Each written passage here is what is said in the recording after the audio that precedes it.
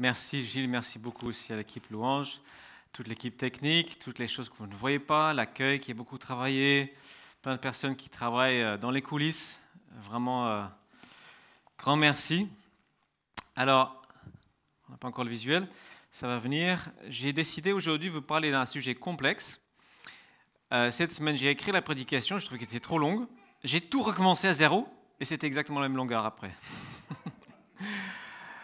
Le sujet que j'ai choisi, alors j'intitule ce message « Oui, Dieu fera justice ». Voilà, comme par magie, ça apparaît derrière moi, super.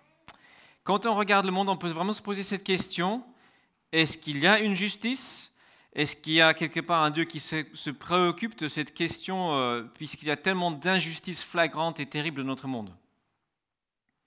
Et avant d'être vraiment disciple de Jésus, c'est une question que je me posais souvent, avec beaucoup d'intensité. Dieu, tu fais quoi ? Je vois plein de choses qui sont injustes, mais tu es où, concrètement ? Parfois, quand on lit la Bible aussi, même peut-être encore aujourd'hui, moi je peux être interpellé par cette question. Dieu, est-ce que tu es vraiment juste ? Il y a des choses que je ne comprends pas. Il y a des gens qui trouvent le salut, le bonheur, la joie, etc. en toi, d'autres qui semblent sincères, mais qui ne semblent pas trouver. Moi, je crois profondément que oui, Dieu est juste et fera justice. Donc, ce sera aujourd'hui notre avant-dernier message dans la série sur l'Apocalypse. Et aujourd'hui, ce sera l'Apocalypse 18, qui est un chapitre qui fait exploser le cerveau. Ça parle de la chute de Babylone, mais Babylone a déjà chuté 600 ans avant. Mais pourquoi est-ce qu'il parle de la chute de Babylone ? Est-ce que ça nous concerne ? En fait, ça parle vraiment de cette question de la justice. Et ce chapitre affirme de façon massive, oui, Dieu fera justice de toutes les injustices du monde. Donc la semaine prochaine, on va terminer la série sur la fin des temps, la gloire à venir, etc. Donc pour commencer à comprendre ce chapitre, il va falloir qu'on comprenne un concept qui est le suivant, le mal systémique. Ces derniers temps, dans les actualités, on parle beaucoup du racisme systémique, en particulier aux États-Unis, mais pas uniquement. Et là-bas, en tout cas, on constate quelque chose qui est, pour moi, incontestable. Les policiers tuent beaucoup plus facilement, tirent sur les noirs beaucoup plus que sur les blancs. Et du coup, les blancs font plus de confiance à la police et les noirs ont peur de la police. Voilà, c'est un constat, pour moi, incontestable. Il y a une forme de violence à l'encontre des noirs qui perdure quand même depuis l'esclavage. Et c'est très enraciné dans la culture, c'est donc systémique.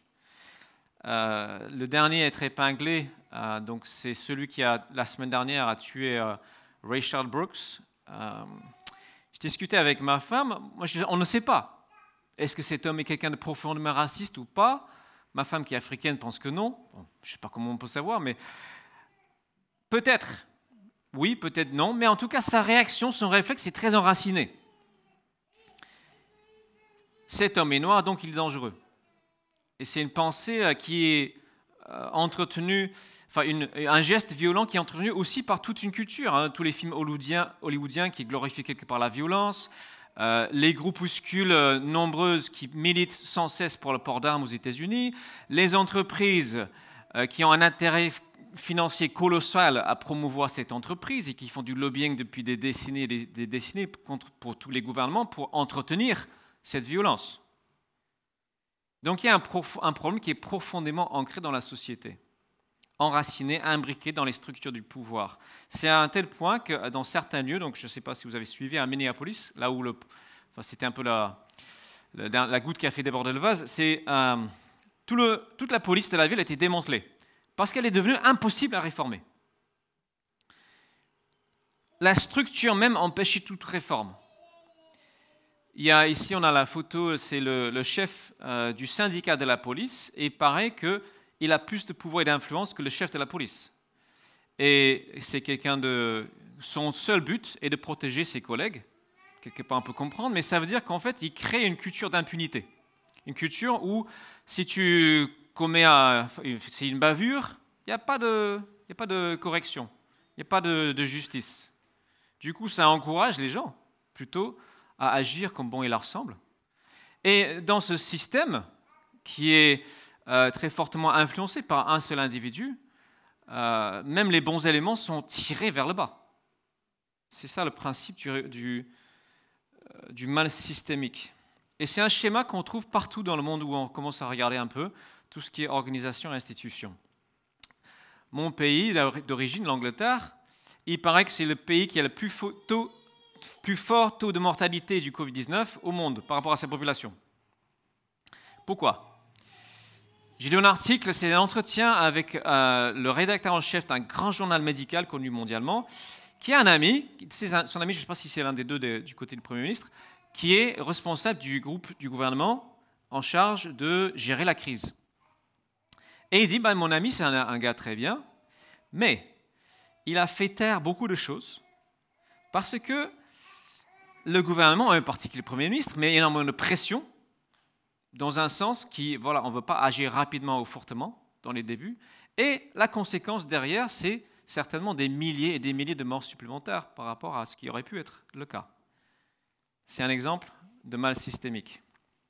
Et en fait, il se trouve que ce Premier ministre britannique, il a un rapport très très léger avec la vérité. Il était viré de 2 journaux, il était journaliste, parce qu'il inventait des choses. Donc, lui et quelques hommes de son entourage ont créé un système qui a un impact colossal sur le pays entier. Et probablement, la majorité des gouvernements dans le monde ont des problèmes similaires de volonté de contrôle en fait, qui induit des erreurs et des injustices. C'est un problème humain général. Et plus une institution, une organisation est grande ou vieille, plus cette tendance va se généraliser. Et même les meilleures institutions et organisations n'en sont pas exemptes. L'Église aussi a connu bien des corruptions dans son histoire. Plus célèbre, c'est à l'époque de la Réforme protestante, XVIIe siècle. C'était un système tellement corrompu. Cette basilique Saint-Pierre, est-ce que vous savez comment est-ce qu'elle a été construite à Rome? Avec quel argent? C'était cette fameuse argent des indulgences. Le pape autorisait ses délégués à aller partout, vendre le pardon des années en moins en purgatoire, une sorte de faux enfer qui n'existe pas selon la Bible. Les miséreux espéraient souffrir un peu moins dans la vie d'après, donc ils payaient. C'est profondément inique, injuste et anti-biblique. C'est pour ça que Luther était enragé contre ça. Il n'a pas cherché la révolution est venue à lui. Mais ce n'est pas exclusivement réservé à l'époque de la Réforme. C'est quelque chose, il faut faire attention en continu. L'Église, il disait à l'époque, doit être semper reformandum, toujours en train de se réformer, à se remettre en question. Regardez, est-ce qu'on laisse entrer la lumière? Est-ce qu'on laisse entrer? Est-ce qu'on est dans la simplicité, la gratuité de l'Évangile? Alors, juste pour compléter le tableau, les structures du monde sont profondément injustes. Les 26 personnes les plus riches sur cette planète possèdent autant que la moitié la plus pauvre. Possèdent autant que presque 4 milliards de personnes. 26 individus. Je ne sais pas vous, mais je trouve ça profondément, terriblement injuste.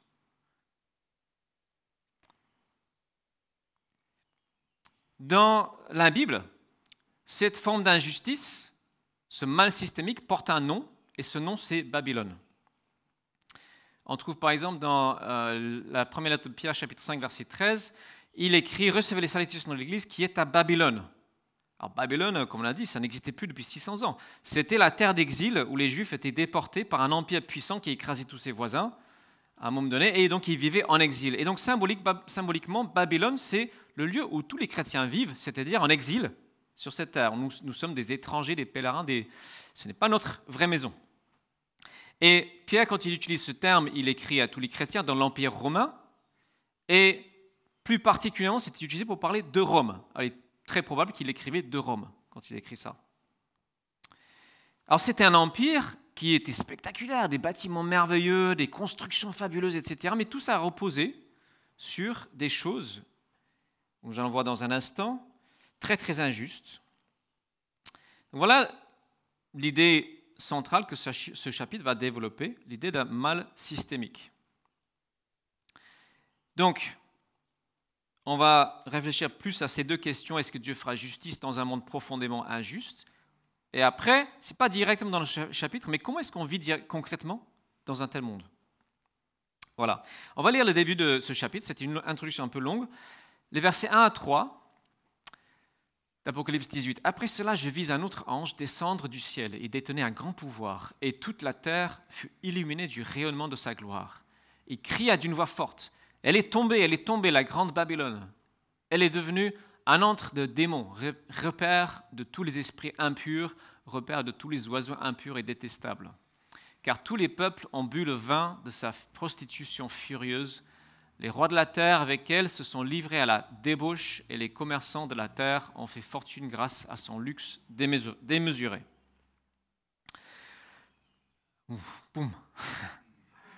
Que dit ces versets? Que dit la suite en résumé? C'est l'annonce que Babylone est tombée et c'est un jugement de Dieu. Et ce jugement de Dieu a 3 caractéristiques qui sont les suivantes. C'est un jugement rapide, définitif et mérité. Donc d'abord un jugement rapide. Le verset 8 dit que c'est en un seul jour qu'elle a tous ces fléaux tombent sur elle. Après, les marchands et les rois, peut-être avec un peu d'exagération, parlent d'une seule heure qui a suffi pour son jugement.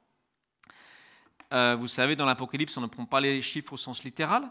Ça signifie un temps très rapide, tout simplement.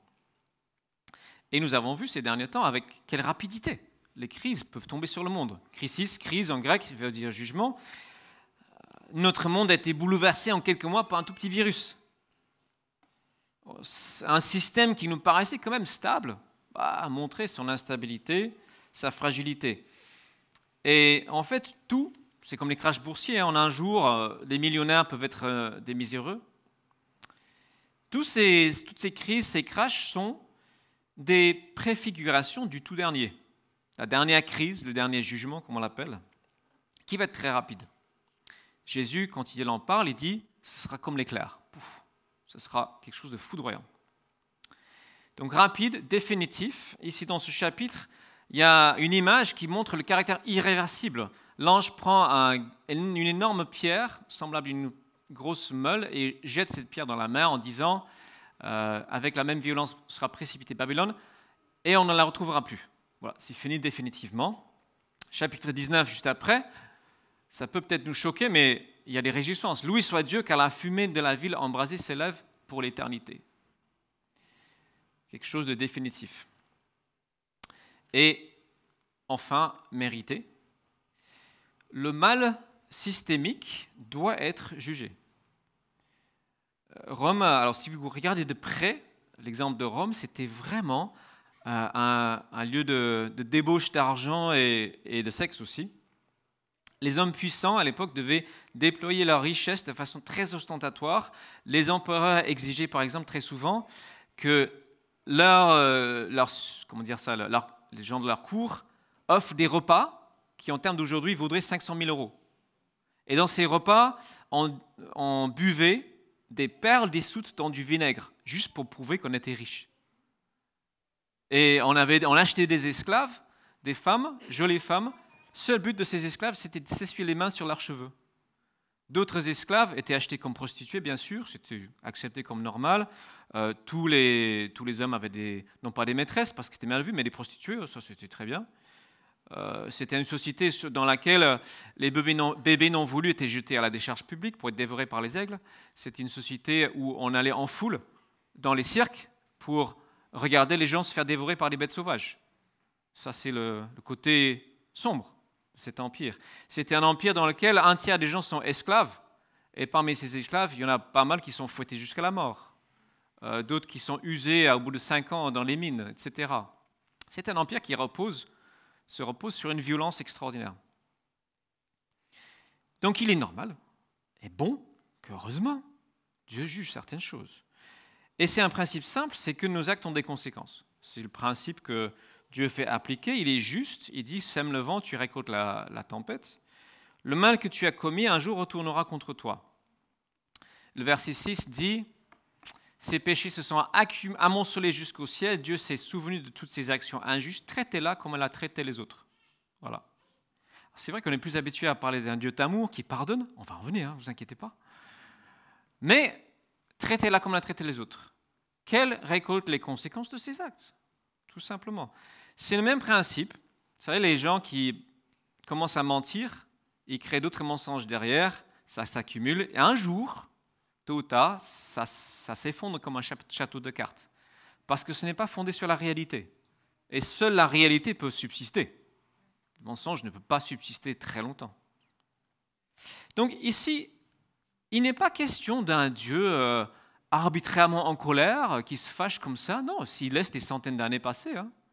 Il dit qu'il est patient, très patient avec l'humanité, il veut que tous soient sauvés. C'est un Dieu qui aime ce qui est juste et bon, qui garantit aussi que un jour, nos actes auront les conséquences qu'ils méritent. Donc voilà pour les principes. Et pour savoir quel est le moteur derrière ça. Si on revient au début de ce chapitre, on a un petit peu en filigrane 3 faux dieux qui sont les plus puissants au monde. C'est le faux dieu sexe, argent et pouvoir. Voilà. Donc il est question de prostitution, même si c'est une image. Hein. Les rois de la terre, les puissants, et cette histoire de luxe démesuré. C'est peut-être le plus puissant de tous les 3, c'est l'argent. Voilà le moteur. Là, on se pose enfin la question, mais nous alors? On n'est pas dans l'Empire romain, ce n'est pas notre contexte. On est heureux, on ne vit pas dans un système aussi brutal que celui-là. Mais quand même, notre système capitaliste est autrement destructeur, beaucoup plus subtil. Ici, ce qui est condamné dans le passage, c'est la poursuite un peu aveugle de la richesse. Et je trouve que ça parle quand même à notre société hyper capitaliste. On a toute une partie centrale que je ne vais pas lire, qui est un peu long, qui décrit toute cette richesse et des marchands qui se lamentent parce qu'ils n'arrivent plus à vendre leurs produits. Ce n'est pas une repentance, c'est juste une lamentation parce que tous ces produits de luxe, on parle d'or, d'argent, perles, étoffes de lin, pourpre, etc., que des choses très chères. À la fin de cette longue liste, on arrive vers des choses un peu plus courantes, vin et huile, etc. Mais ça se termine, boum. Et aussi les corps et les âmes d'hommes. Alors, la liste, en fait, ce ne sont pas des choses mauvaises en soi, en soi, SOI, pas SOIE. Pas mauvais en soi. L'or et l'argent, c'est Dieu qui les a créés, on va les retrouver dans la Nouvelle Jérusalem, etc. C'est pas ça le problème.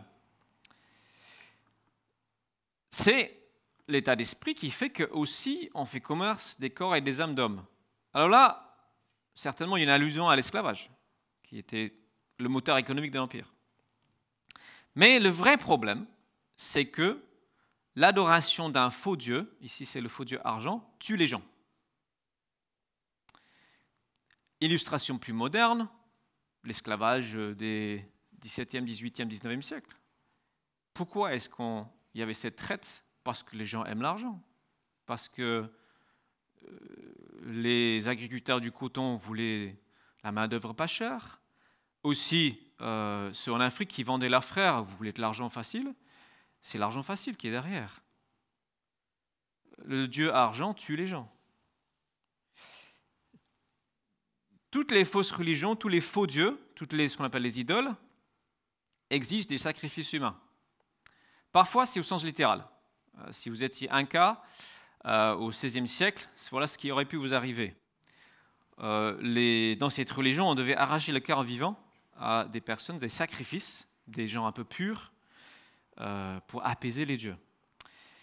Mais à notre époque, bien sûr, ce n'est pas quelque chose de littéral. C'est pas quelque chose, c'est plus subtil, mais des vies sont sacrifiées dans les usines d'Asie, dans les mines d'Afrique, les matières premières, bien des vies sont sacrifiées sur l'autel du dieu argent. Pour satisfaire cette soif de toujours plus. Et il me semble, de ma perspective, que ce que nous sacrifions également, ce sont les générations futures.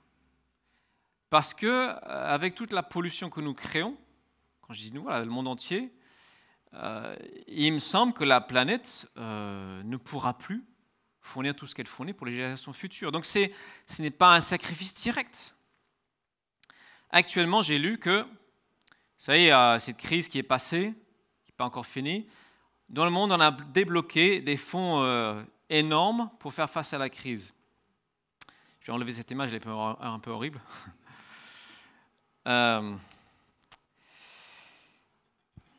Et en fait, la moitié de ces sommes, on calcule, est déjà allouée aux entreprises les plus polluantes, celles qui vont tuer la planète, sans aucune contrepartie, aucune demande, aucune exigence, qu'elles améliorent leur façon de produire. Et c'est un moment où nous savons encore plus clairement que jamais quelles sont les conséquences de cette pollution. J'ai lu cette semaine, c'est passé un peu sous le radar, je trouve. La Sibérie a battu son record de température de 13 degrés.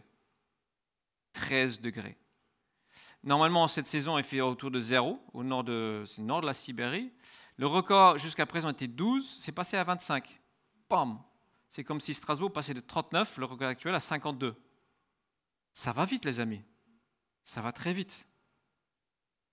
Nous sommes en train de sacrifier des générations futures. C'est pourquoi je crois, personnellement, que le retour de Jésus ne peut pas être très très loin, parce que sinon il n'y a plus rien quand il reviendra. Il n'y aura plus personne. On continue. Voilà, pour avoir de l'argent facile et rapide. Voilà, ça c'est le fracking au Canada. C'est pour avoir le pétrole le moins cher possible. Voilà, on dévaste des... je ne sais pas si c'est des centaines de milliers de kilomètres carrés, mais c'est... Voilà. La grande différence avec notre Dieu, et j'en viens à une bonne nouvelle, c'est que Dieu s'est sacrifié pour nous. C'est exactement l'inverse. Parfois, on pense, les gens ont cette image, oui, Dieu est méchant et punit son Fils. La Bible dit Dieu était en Christ. Il était là. Il s'est offert pour nous, pour le monde entier. C'est ça la grandeur de Dieu. Pour que nous puissions avoir confiance. Pour que nous puissions nous savoir malgré tout aimer. Malgré tous ces mots. Alors, notre contribution est certainement minime. Mais quand on accumule toutes ces contributions. Donc, quelle est la suite dans ce chapitre de ce jugement? Eh bien, pour ceux qui échappent à ce jugement, c'est surtout la joie. Et c'est le règne de Dieu lui-même sur terre qui arrive. Au verset 1, on voit que cet ange qui vient annoncer ce jugement, en fait, est glorieux. Il amène une lumière merveilleuse, glorieuse, brillante sur terre, sur cette terre qui est couverte d'épaisses ténèbres, avec le cœur de l'homme qui penche si facilement vers le mal, vers l'égoïsme, vers l'exploitation de l'autre. Et nous avons besoin, terriblement besoin de cette lumière de Dieu, de sa justice à lui, de ses perfections à lui, de sa perfection que nous n'arrivons pas à atteindre par nous-mêmes. Et donc la suite, c'est les réjouissances. Alors ce qui est quand même surprenant, effectivement, c'est que dans ce texte, contrairement aux autres textes où on doit prier pour les persécuteurs, aimer les ennemis, là, c'est les réjouissances. Parce que simplement, il est quand même bon que la justice soit faite, il est quand même bon que le mal systémique soit éradiqué. C'est une bonne chose. Heureusement que Dieu va le faire. Donc, ça induit des réjouissances. Le chapitre suivant parle de ce moment où Dieu va intervenir dans l'histoire et reprendre les rênes du gouvernement et de la maîtrise du monde. Pourquoi il va le faire? Parce que l'homme, fondamentalement, même s'il peut créer des systèmes qui s'améliorent, ne sait pas se gouverner. Il ne sait pas le faire. Donc Dieu va introduire ce règne où la bonté sera naturelle, où la joie et la paix et tout ce qui vient de lui sera absolument parfaitement naturel et partout.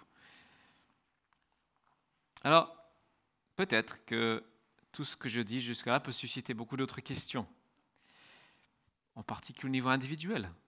Moi dans tout ça, nous dans tout ça, ma famille dans tout ça. Comment est-ce qu'on peut se réjouir de la destruction de tant de choses? Qu'est-ce que nous allons vivre? Alors, il faut voir que ce que j'ai décrit, le mal systémique, au final, n'est que l'amplification de ce qui se passe au niveau personnel, dans chacun.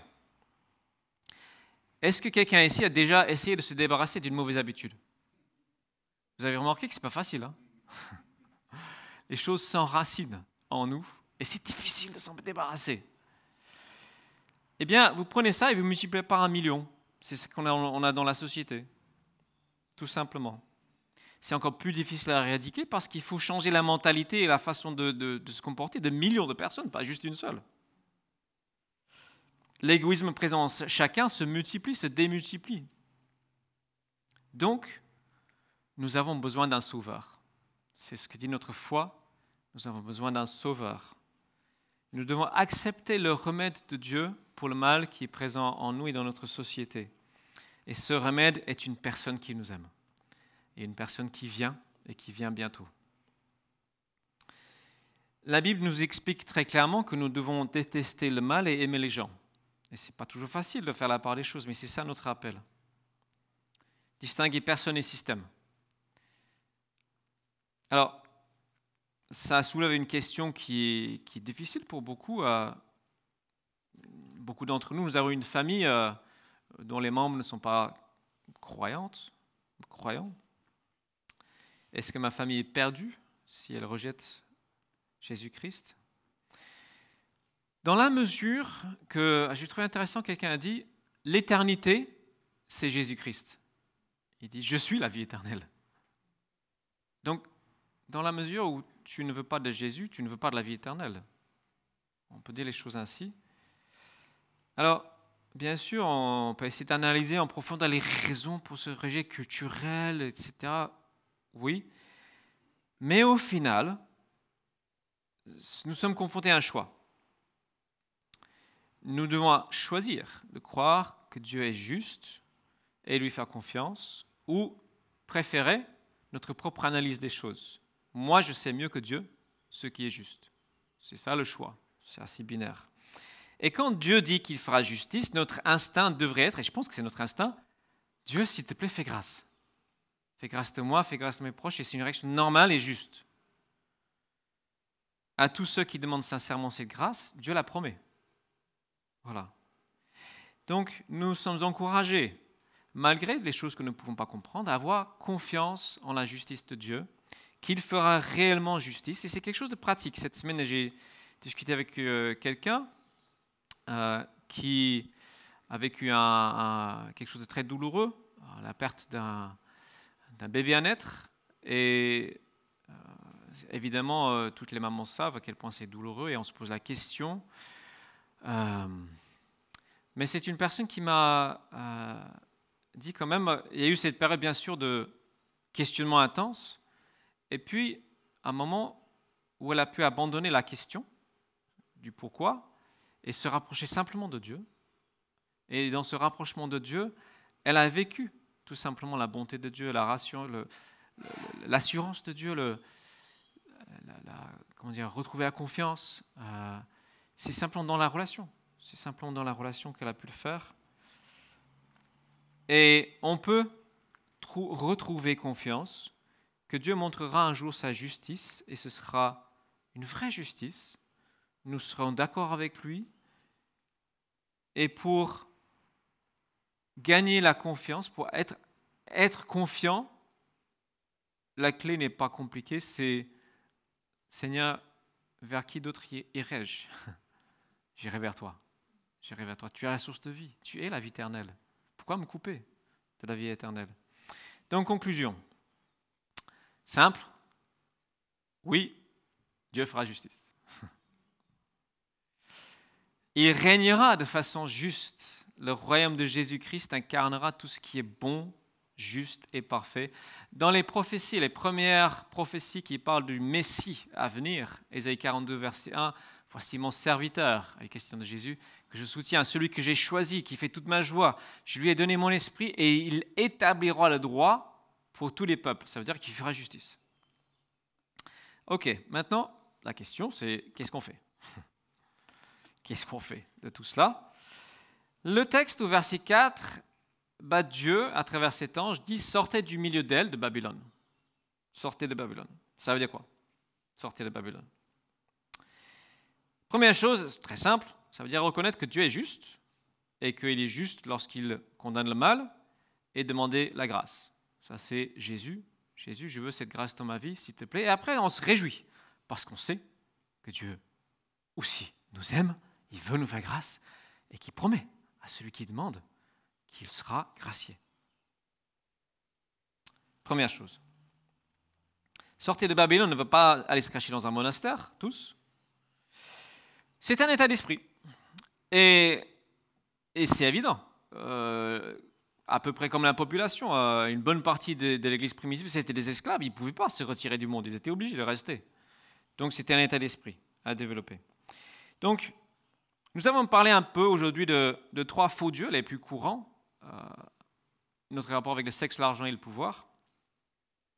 Ce sont des choses qui sont bonnes en soi.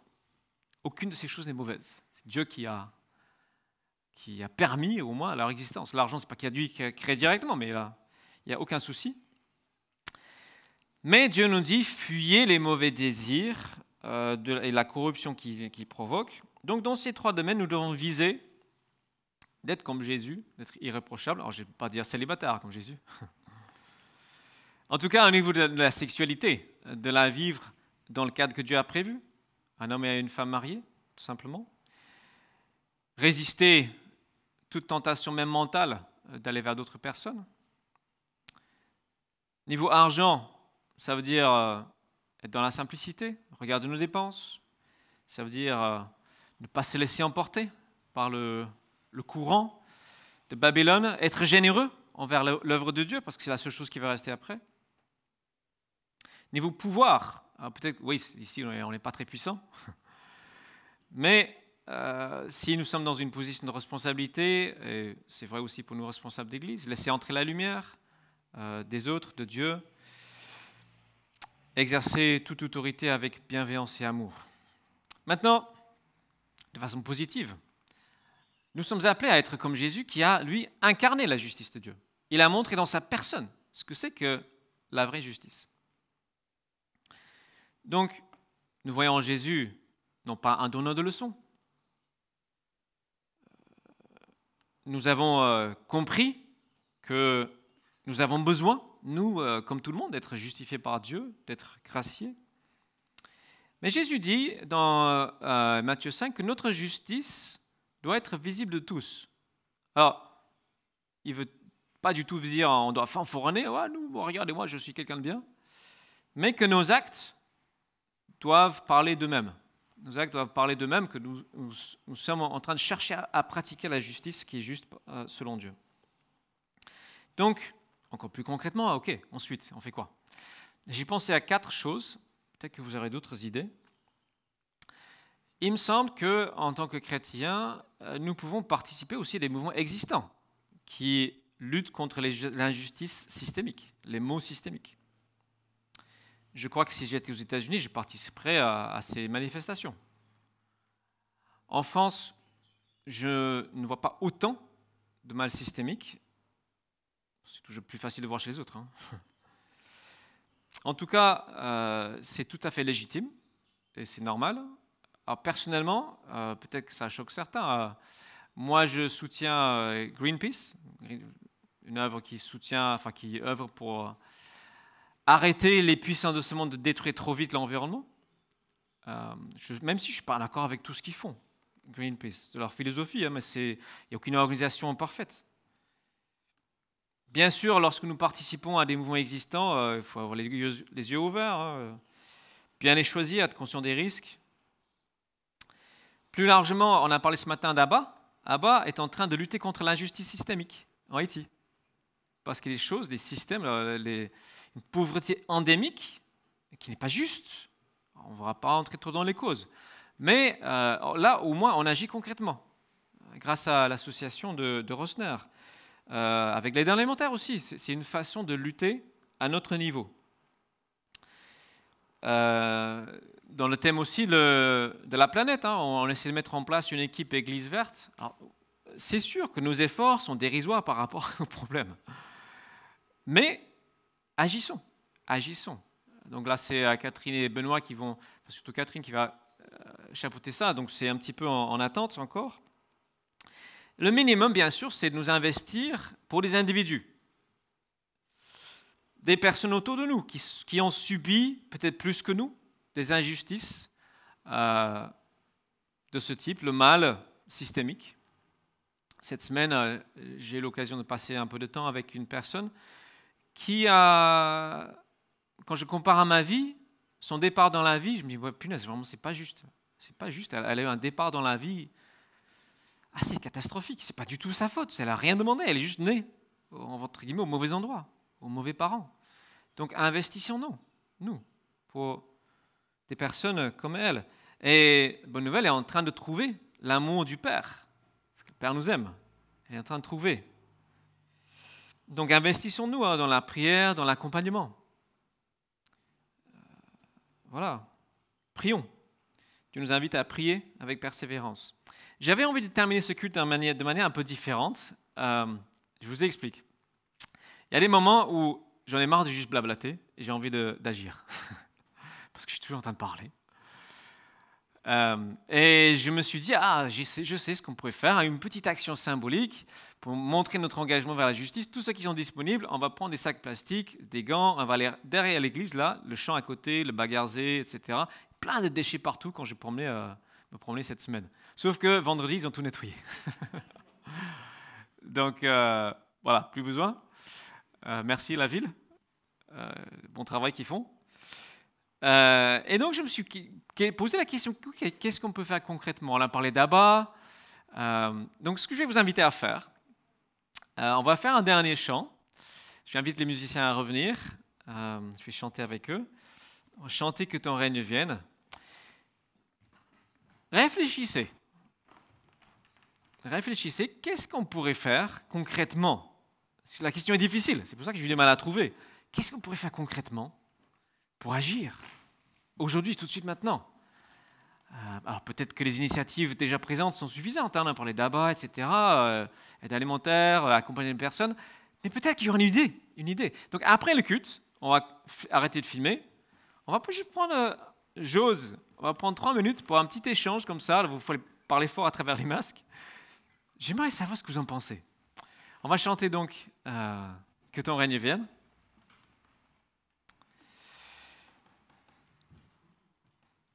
On va prier. Seigneur Dieu, oui, tu es juste.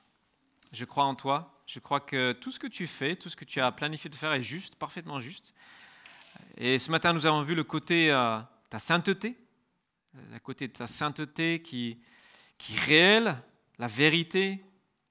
Seigneur, mais nous savons que tu es un Dieu qui a démontré son amour pour l'humanité en Jésus-Christ. Tu as donné cette démonstration physique, corporelle, à quel point tu veux nous en sortir, à quel point tu nous aimes. Et nous nous réfugions dans cet amour. Nous te remercions, Seigneur, de cet abri qu'est Jésus-Christ. Et nous prions que ton règne vienne, que ta volonté soit faite, que d'autres personnes puissent comprendre, réaliser que tu cherches à établir ce qui est juste dans leur vie personnelle, comme dans le monde entier. Nous prions, Seigneur, que nous soyons de bons agents de ta justice, non pas en vantant nos mérites, mais vraiment en orientant vers toi, en agissant avec amour. Aide-nous, Seigneur, vraiment à être ces agents de ton règne déjà ici maintenant, au nom de Jésus. Amen.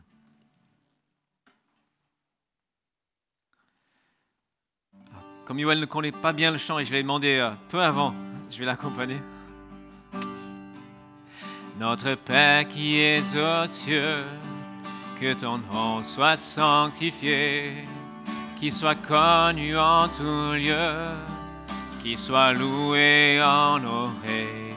Notre Père, nous te prions, que ton puissant règne vienne, que ta volonté soit faite sur la terre comme au ciel, que ton règne vienne, que ton règne vienne, que ton règne vienne sur la terre, que ton règne vienne, que ton règne vienne, que ton règne vienne. Abba Père, donne-nous au jour le jour notre pain pour nos besoins. Apprends-nous au long des jours à dépendre de ta main. Pardonne-nous, Dieu de la vie, nos offenses et nos péchés, comme nous pardonnons aussi à ceux qui nous ont offensés. Que ton règne vienne, que ton règne vienne, que ton règne vienne sur la terre. Que ton règne vienne, que ton règne vienne, que ton règne vienne, Abba Père. Dans les jours de tentation, garde nos cœurs, nos pensées, fortifie nos convictions, notre foi, notre volonté. Délivre-nous du malin, car tu es roi souverain. À toi seul règne et victoire, pour toujours puissance et gloire. Que ton règne vienne, que ton règne vienne, que ton règne vienne sur la terre. Que ton règne vienne, oh que ton règne vienne, que ton règne vienne, Abba Père. Que ton règne vienne, que ton règne vienne, que ton règne vienne sur la terre. Que ton règne vienne, oh, que ton règne vienne, que ton règne vienne, Abba Père, Abba Père. Oui, Seigneur, que ton règne vienne cette semaine à travers nous, qui nous sommes, Seigneur, aussi petits que nous soyons. Que ton règne vienne, que nous puissions agir sous ton inspiration, chacun selon ce que tu lui mets à cœur, chacun, Seigneur, avec joie, amour et zèle, au nom de Jésus. Amen.